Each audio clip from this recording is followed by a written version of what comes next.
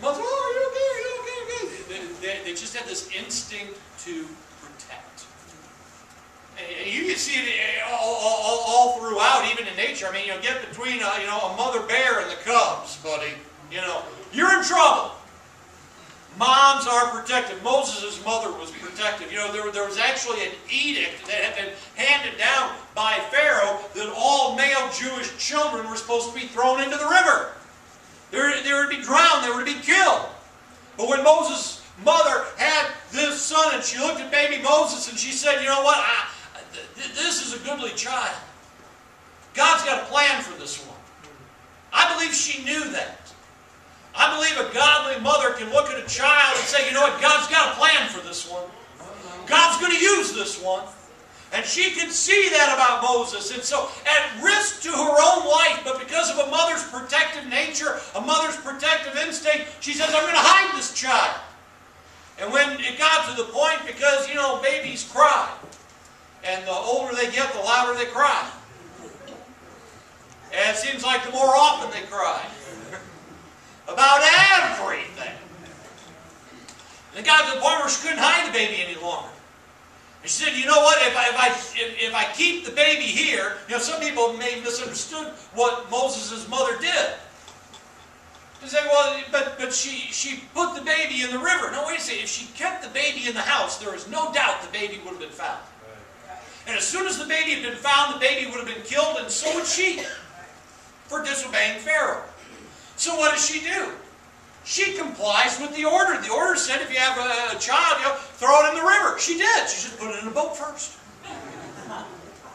Found a loophole. All right. He didn't say he couldn't use a boat. So she uses a boat. And through God's honoring her, what happens? The very daughter of Pharaoh finds that little boat in the flags and the reeds there in the river, brings that boat into her, peels back the cover, sees that little baby, and right about then, in His infinite wisdom, God, knowing the heart of a woman, reached down and pinched that baby. I believe God pinched Moses. Made him cry right at the right time, and Pharaoh's daughter's heart went, oh. Because if it had been Pharaoh's son, there's no crying. Shake it off, rub it, it'll be fine. But the woman goes, oh. And Moses' sister standing not too far off, kind of keeping an eye on things. And she says, you want me to go get one of the Hebrew children to nurse this child for you and help?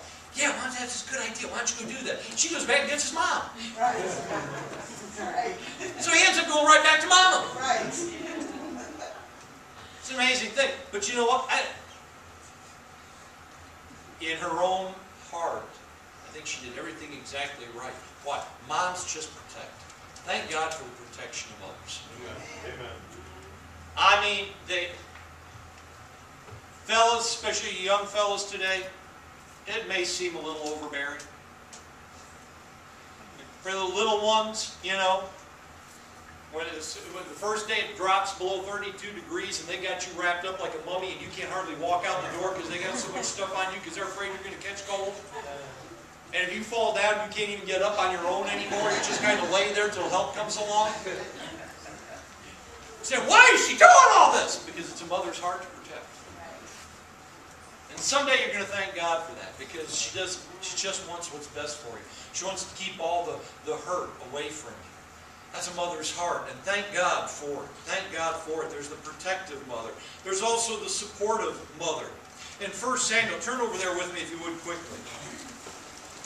In 1 Samuel, chapter 1. 1 Samuel, chapter 1.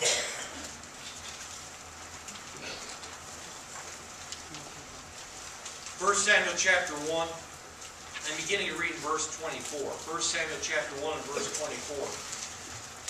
And when she had weaned him, she took him up with her with 3 bullocks and 1 ephah of flour and a bottle of wine, and brought him unto the house of the Lord at Shiloh, and the child was young. And they slew a bullock and brought the child to Eli. And she said, O my Lord, as thy soul liveth, my Lord, I am the woman that stood by thee here praying unto the Lord. For this child I prayed, and the Lord hath given me my petition, which I asked of him. Therefore also I have lent him to the Lord. As long as he liveth, he shall be lent to the Lord. And he worshipped the Lord there. But now we see the protective mother. We see the sacrificial and supportive mother. Hannah had prayed for this child. Hannah was childless. And it was a grief to her. You have to understand, in this day, in Old Testament times, for a woman to be childless was a mark of shame. It was like, you must have done something that God has not blessed you with a child. And she prayed and prayed and prayed for a child. And one day she was there and she was praying, and Eli saw her praying, and she was in such constraint of spirit that she was praying, but she wasn't praying out loud, but her lips were moving. And he thought that she was drunk. And he begins to rebuke her for it.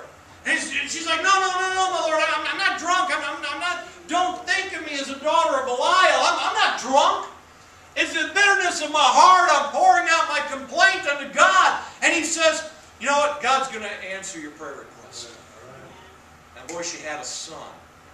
And she prayed so long for that son.